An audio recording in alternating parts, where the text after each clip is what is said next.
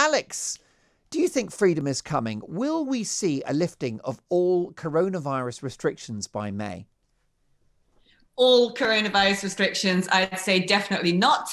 Is freedom coming? Yes, it is. And it ought to be, because from the beginning, we were told that the way out of this pandemic was a vaccine. That's the way out of any pandemic. That's the way to avoid, preventable deaths from any infection or illness. And if it goes on to being about pressures on the NHS, I don't see that it's justifiable in a year to continue restrictions if those particular shortcomings have not been met, when enough people have been vaccinated to really bring down the death rate. I don't think coronavirus will ever be eliminated. So if you're looking for a zero infection rate, that's for the that's for the heavens, that's for the unicorns. But I do think what we need to do is be realistic about where we need to be with this and make sure that we are preventing as many deaths as possible. But there's always a payoff with this economically. And I think it's very clear that if we don't start to look at essentially cashing in on the dividend of a vaccination program in 2020, when the long-term damage from lockdown is going to, I think, surpass anything that the virus itself has done. Richard, do you think it's time we reaped the rewards of this astonishing vaccine rollout? No, is the short answer to that. I think we've got to wait much longer, I'm afraid. If we open up right now, then we're definitely going to see an enormous surge of cases. Yet again, we're nowhere near herd immunity, even though the vaccine rollout is going well. It's really tempting, isn't it? Because, we know that we're kind of potentially on the home straight. Things might work out well if we just to let ourselves be free now. But what we've learned over the last year is that if you take half measures like our government has over and over again, then firstly, you're going to see another wave fairly soon, but also you're much more likely to get these very worrying mutations, these new strains emerging. That's the perfect conditions for them, where you've had loads of people having the virus and then you suddenly let it go all over again because you unlock down. But the narrative, of course, the narrative is different now, Richard, isn't it? With the vaccine, of course, we could have had that conversation a year ago and perhaps it would have some validity. But this vaccine rollout has happened at considerable speed. And we're expecting all of the vulnerable groups safe by mid-February. So why there isn't talk of freedom after that is anyone's guess. Well, it's not only vulnerable groups who can end up in hospital. And actually, all of the modelling from the public health specialists suggests that even if people kind of over 70 or other vulnerable groups are all vaccinated, and of course they're not all vaccinated, it's just they've all been offered vaccines by mid-February, hopefully. Even if all of those people are taken out of the equation, allowing coronavirus to let rip throughout the rest of the population, firstly, of course, it still endangers people in terms of them potentially getting long COVID, which we know absolutely. This is like COVID bingo now. This is like COVID bingo. We've had still end up in hospital. We're playing a game of COVID bingo here. We've had the moving of the goalposts. We've got long COVID. Then of course we've got let rip. I mean, literally, it's coronavirus greatest hits. We are hearing that the over 50s will all have received the jab by May. Why? No noises from Keir Starmer about an exit strategy. Why so relaxed about unemployment, about collapsed businesses, about mental health, about domestic abuse, and about the non-COVID death toll, which will likely dwarf the COVID death toll in the years to come? So I think that I definitely don't think Keir, or indeed many people, have been relaxed about that. I think that it's about this terrible decision that we have to make between, on the one hand, definitely the negative impact on our lives of lockdown on the one hand, and on the other hand, not taking that long-term sensible decision to squash the pandemic as much as possible for the long-term economic and social benefit, as well as health benefits that gives us. If we compare how we in this country have dealt with the virus, or rather how our government has dealt with the virus, these constant half measures, too little, too late, and we compare it to comparable countries that have been a bit more tough on the virus, the fact is that they've not just had much better health outcomes, they've also had a better economic outcome. Like Peru, where the people of Peru, under house arrest, they've got some of the worst death rates on the planet. Sweden had a very light touch approach, and their death rate per capita is below Spain, UK and Italy. So I think that actually a better comparison with Sweden is with its neighbours, where a more convenient comparison that suits your argument. Population density, and Sweden's actually got a terrible death toll compared to them, and it's because also they neglected their care homes impact at the beginning of the pandemic, for which they've apologised. Alex, what's your thought about this? I would like a timetable from all of our politicians. I want to know when Keir Starmer thinks it's safe to unlock, and I wouldn't mind hearing from the Prime Minister too. Yeah, I mean, look, Keir Starmer especially just seems to be politically point scoring at every opportunity. I'm not really sure what his policy is, apart from pushing for more and more risk aversion. And the problem is you can't manage risk, you know? That's like banning cars because there are car accidents. That's like banning staircases because people fall down them. You can't ban coronavirus. You can't ban people from interacting. To try and completely suppress and eradicate a virus is not going to happen. But we do actually now need a timetable, because I think public patience is wearing thin.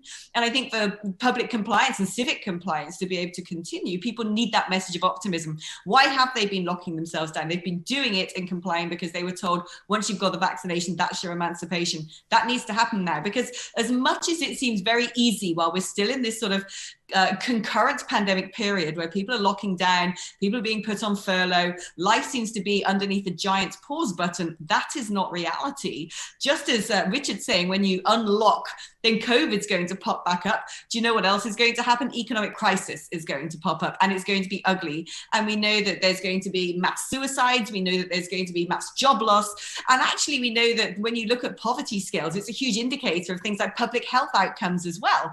And what I think is so remarkable is people keep talking about this pandemic and the solution to the pandemic as if it's a simply basic lockdown or don't lock down one. It isn't. There's so many different measurements and different aspects which are affecting outcomes in different nations. And I think one of the big ones that keeps being brushed under the carpet is public health in general. When you look at those nations that are worst affected in the world, they're obese nations. They're nations with poor metabolic health. They're nations with overcrowded health systems, which the NHS is. There's so many other indicators, and we need to be looking at those things. We need to have a public health campaign to help people who are obese, who have diabetes, who have heart disease, to get off blood pressure medicines, to get off, to reverse type 2 diabetes and put their own health first to protect themselves. But we also need to look at how we need to improve our national healthcare, because if something is clear, we don't have the capacity and the NHS doesn't deliver. We've had a year now. What is being put in place to improve that? That I want to know, as much as I want to know when we're going to get back to normal. And I think the Prime Minister has a duty now to give people an indicator of a timeline and actually take these issues by the reins. However, Richard's point is a valid one, which is that actually, if we suffer a little more pain now, and absolutely see off this virus at the pass, it means we won't need another damaging national lockdown later in the year. So no pain, no gain, Alex.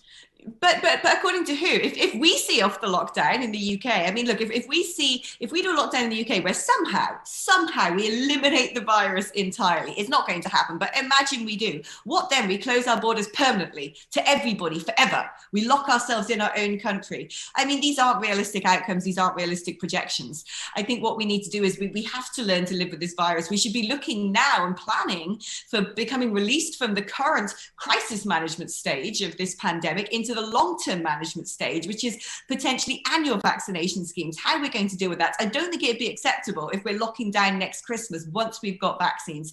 Like I said, you must be risk averse, but you cannot try and eliminate risk. It doesn't exist. There wouldn't be cars, there wouldn't be buses, there wouldn't be airplanes, there wouldn't be skateboards, there wouldn't be anything. So we must learn to live with this virus, and it's a balance of protecting public health, making sure our national health facilities have the capacity to deal with that, giving people the agency to deal with their own healthcare and make sure that they're doing the right thing, following a correct diet and making their own outcomes as positive as possible.